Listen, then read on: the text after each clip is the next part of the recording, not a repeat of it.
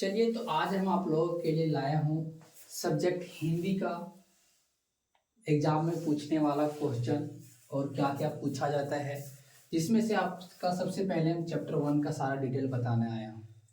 Chapter 1 का detail में इसलिए बताने आया हूँ कि जो आपका मॉडल सेट आया हुआ है, जारी किया है 2024 का, उसमें से आपका 52 क्वेश्चन है।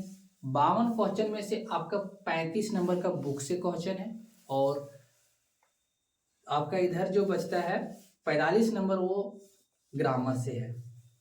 ठीक है, जिसमें से आपका जो चैप्टर पहला हम इसलिए लाए क्योंकि पहला चैप्टर से स्टार्ट करेंगे कौन कौन क्वेश्चन पूछा हुआ है। सो बुक में आपका 6 क्वेश्चन दिया हुआ है या 8 क्वेश्चन, उसमें से आप लोगों को ज़्यादा क्वेश्चन नहीं बनाना है। जैसे में मान लीजिए कि जो आपका क्वेश्चन नंबर मॉडल सेट का है, जो जहाँ से बुक का स्टार्ट किया हुआ है, वो बुक का क्वेश्चन आप लोगों को हम बता देता हूँ, या तो आप लोग देखे होंगे कि जो अति लघु उत्तरीय प्रश्न है उसमें से 6 क्वेश्चन लिखना है और टोटल इसमें आपका 8 क्वेश्चन दिया, यानी कि 8 क्वेश्चन में से 2 क्वेश्चन लिखना है। जिसमें से पोयम से अति लघु उत्तरीय मतलब पोयम जो रहता है उसमें एक पद वाला लिया है और एक पोयम और लिया, यानी कि 2 पोयम से 2 क्वेश्चन ही पूछा है, बाकी नीचे पूछा हुआ है पोयम से क्वेश्चन। तो इसमें हम आप लोगों को बताने के लिए आया हूँ कि जो पहला चैप्टर का पद है सूरदास, ये आपका मॉडल सेट में 6 मार्क्स का क्वेश्चन पूछा हुआ है 2024 का। यानी कि हो सकता है कि जो मॉडल सेट जारी किया है, हो सकता है कि फर्स्ट चैप्टर से ही आपका गद्यांश दे दे। तो सबसे पहले आपका गद्यांश है, जो गद्यांश ही आपका 4 नंबर का पूछा हुआ है। ठीक है, गद्यांश में अगर एक भी जो इसका मतलब कविता है उसमें से एक कोई सारांश उठा करके उसको उसमें पूछा जाता है कि ये कौन सा चैप्टर का नाम है, इस चैप्टर का नाम क्या और इस चैप्टर को किसने लिखा है। इसलिए जो चैप्टर है उसका किसने लिखा है ये याद रखना जरूरी। जैसे पहला चैप्टर में आपका सूरदास ने पूछा हुआ है, तो हम आप लोगों को ये बता रहे हूँ कि जो गद्यांश है वो 4 नंबर का पूछा गया और क्वेश्चन मात्र 2 नंबर का पूछा गया है पहला चैप्टर से।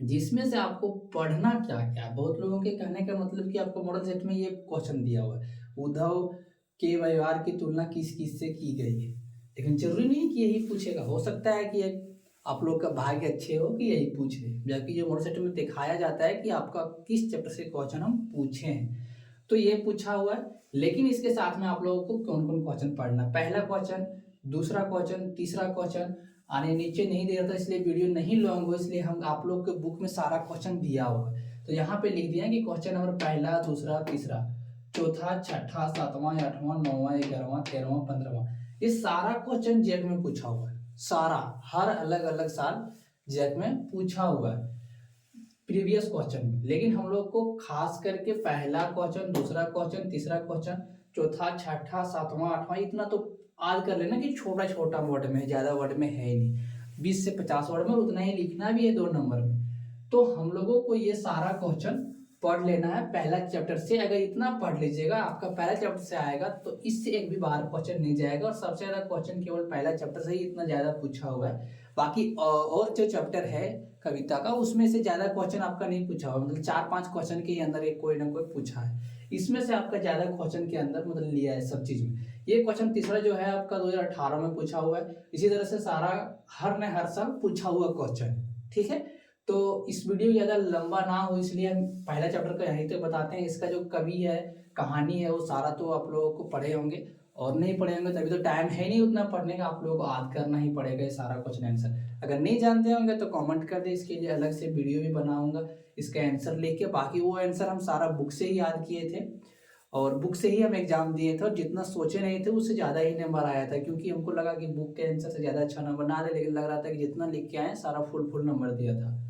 तो चलिए, इसके साथ में हम कोशिश करेंगे कि अगर नेक्स्ट वीडियो में इसके आंसर भी दे दें। नहीं तो एनसीईआरटी जो बुक मिलता है 10th क्लास का, उसमें सारा क्वेश्चन और आंसर दिया हुआ रहता है, हम वहीं से तैयारी किए थे। ठीक है, अगर आप लोग स्कूल में बताया तो और अच्छी बात है। ये सारा क्वेश्चन आप लोग पहले से पढ़ लीजिएगा।